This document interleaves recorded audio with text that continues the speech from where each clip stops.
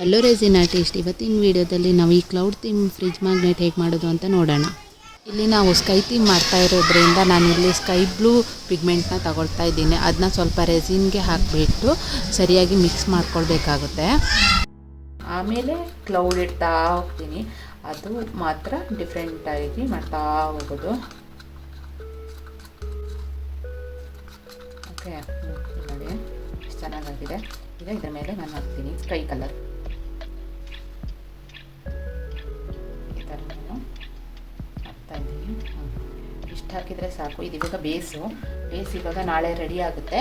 ಅದ್ರ ಮೇಲೆ ನಾನು ಕ್ಲೌಡ್ ಇಡ್ತಾ ಬರಬೇಕಾಗುತ್ತೆ. ಇಲ್ಲಿ ನೋಡಿ, ನೆಕ್ಸ್ಟು ಒಂದೊಂದೇ ಕ್ಲೌಡ್ ಇಡ್ತಾ ಬರಬೇಕಾಗುತ್ತೆ. ಅದನ್ನು ನಾಳೆ ಕಂಟಿನ್ಯೂ ಮಾಡ್ತೀನಿ. ಓಕೆ, ಇವಾಗ ಈ ಬೇಸ್ ಸ್ವಲ್ಪ ಗಟ್ಟಿ ಆಗ್ತಾ ಬರ್ತಾ ಇದೆ. ಇದಕ್ಕೆ ನಾವು ಇವಾಗ ಕ್ಲೌಡ್ ಇಡಬೇಕು. ಈ ಕ್ಲೌಡ್ ಹೇಗೆ ಮಾಡೋದು ಅಂದರೆ, ಈ ಗೊಂಬೆಗಳಲ್ಲಿ ಹತ್ತಿಗಳು ಬರುತ್ತಲ್ವ, ಅದನ್ನು ನಾವು ಸಣ್ಣ ಸಣ್ಣದಾಗಿ ಕಟ್ ಮಾಡಿಬಿಟ್ಟು ಒಂದೊಂದಾಗಿ ಇಡ್ತಾ ಬರಬೇಕಾಗುತ್ತೆ.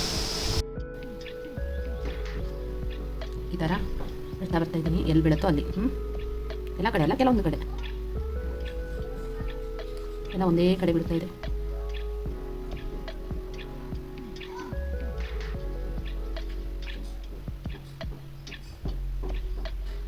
ನೋಡಿ, ಥರ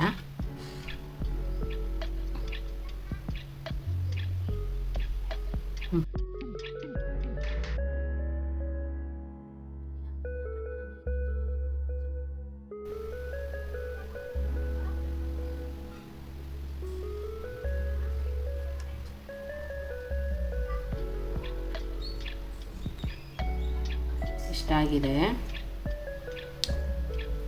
ಇಲ್ಲಿ ನೋಡಿ, ಇದ್ರ ಮೇಲೆ ನಾನು ರೆಸಿನ್ ಪೋರ್ ಮಾಡ್ತಾ ಇದ್ದೀನಿ.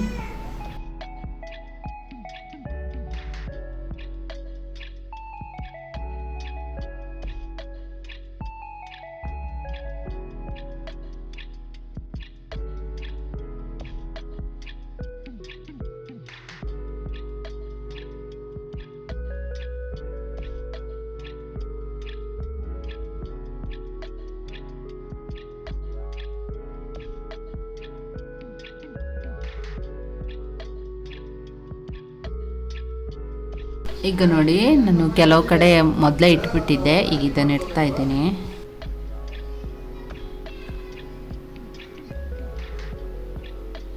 ಈ ಥರ ನೆಕ್ಸ್ಟ್ ಇನ್ನೊಂದು ರೌಂಡು ಇದೇ ಥರ ಇಡ್ತಾ ಬರಬೇಕಾಗುತ್ತೆ ರೆಸಿನ್ ಹಾಕಿದ ಮೇಲೆ. ಇದು ನೋಡಿ, ಇವಾಗ ಇನ್ನೊಂದು ಲೇಯರ್ ಪೋರ್ ಮಾಡ್ತಾ ಇದ್ದೀನಿ. ಇದನ್ನು ಸ್ವಲ್ಪನೇ ಪೋರ್ ಮಾಡ್ತೀನಿ. ನೋಡಿ,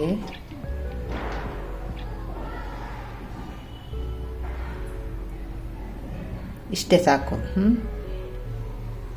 ಮತ್ತೆ ಕ್ಲೌಡ್ ಇಡಬೇಕಾಗತ್ತೆ. ಹಾಗಾಗಿ ನೋಡ್ತಾ ಹೋಗಿ, ಈ ಥರ ಒಂದ್ರ ಮೇಲೆ ಒಂದು ಇಡ್ತಾ ಇರಬೇಕಾಗುತ್ತೆ.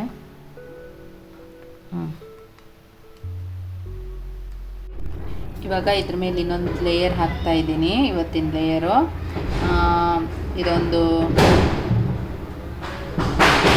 20 ml ತಗೊಂಡಿದ್ದೀನಿ. ಅಷ್ಟೆಲ್ಲ ಹಾಕೋದಿಲ್ಲ, ತಗೊಳ್ಳೋದು ಅಷ್ಟು ತಗೊಳ್ಳೇಬೇಕಾಗತ್ತೆ. ಹಾಗಾಗಿ ಈಗ ನಾನು ಇದ್ರ ಮೇಲೆ ಹತ್ತಿನ ಇಡ್ತಾ ಇದ್ದೀನಿ.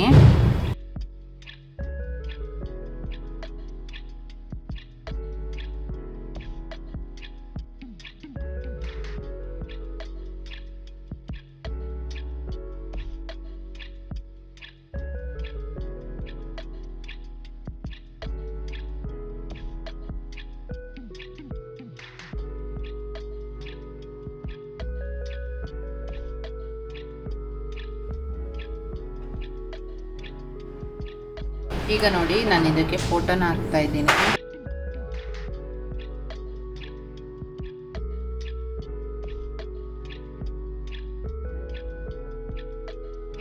ಫೋಟೋ ಮೇಲೆ ಒಂದು ಲೇಯರ್ ರೆಸಿನ್ ನಾನು ಇವಾಗ ಹಾಕ್ತಾ ಇದ್ದೀನಿ.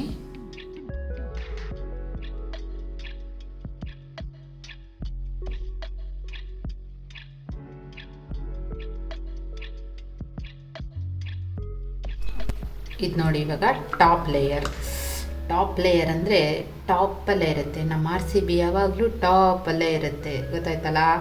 ಸೂಪರಾಗಿರೋ ಟಾಪ್ ಲೇಯರ್. ಈ ಸಲ ಮಾತ್ರ ನಮ್ಮ RCB ಟಾಪಲ್ಲೇ ಬಂದಿದೆ. ಹಾಗಾಗಿ ಯಾಕೆ ಬಿಟ್ಕೊಡ್ಬೇಕು ನಮ್ಮ RCBನ. ಹಾಗಾಗಿ ಇವಾಗ ಟಾಪ್ ಲೇಯರ್ ಹಾಕಿಬಿಟ್ಟು ಟಾಪಲ್ಲಿ ಇಡ್ತಾ ಇದ್ದೀನಿ.